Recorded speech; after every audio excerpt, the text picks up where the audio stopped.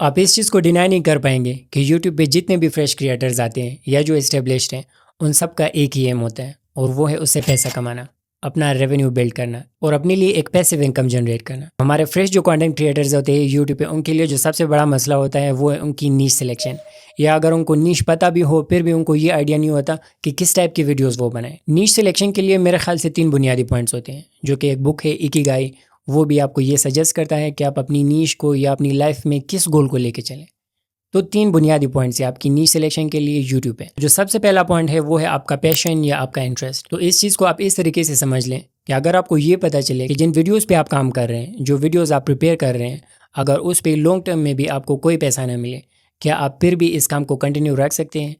अगर आप YouTube channel पर अपनी वीडियोज़ पोस्ट करें और आपको 10, 20, 50 व्यूज़ आए, क्या आप फिर भी इस कंटेंट को जारी रख सकते हैं?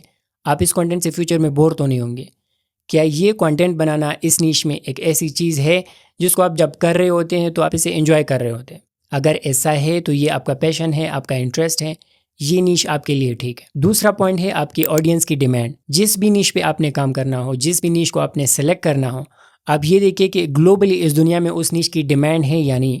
जनरली हर नीश की डिमांड होती है। लेट्स से आप डिजिटल मार्केटिंग की फील्ड में आना चाह रहे हैं, आप व्लॉगिंग की फील्ड में आना चाह रहे हैं, आप कंटेंट राइटिंग की फील्ड में आना चाह रहे हैं, आप एआई की फील्ड में आना चाह रहे हैं, आप एक सॉफ्टवेयर इंजीनियर हैं, जो भी आपकी फील्ड है, जो भी फील्ड आपने सेलेक्ट करनी हो, आप उसे चेक करें कि उस नीश के हवाले से ऑडियंस मौजूद है, लोग उसे वॉच करते हैं या नहीं। तीसरा और मोस्ट इंपॉर्टेंट पॉइंट अगर आप अपनी नीश सेलेक्ट कर रहे हो वो है मोनेटाइजेशन पोटेंशियल।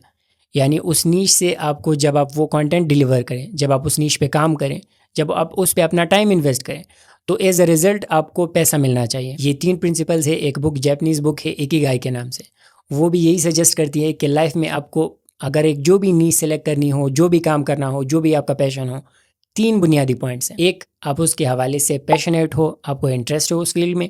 दूसरा, उस नीश की डिमांड हो, लोग उसे देखना या सर्विसेज लेना पसंद करते हो। तीसरा, उस नीश से जब आप उस नीश पे काम करते हो, आप उस करियर में काम करते हो, आपके पास पैसा एज अ रिजल्ट आना चाहिए। तो आप अपनी यूट्यूब नीश पे भी इन 3 पॉइंट्स को चेक करें। अगर आपकी नीश इन 3 पॉइंट्स पे पूरी उतरती हो तो वो नीश आपके लिए बेस्ट है। अगर कोई कन्फ्यूजन हो तो आप कमेंट में पूछ सकते हैं। मिलते हैं नेक्स्ट वीडियो में।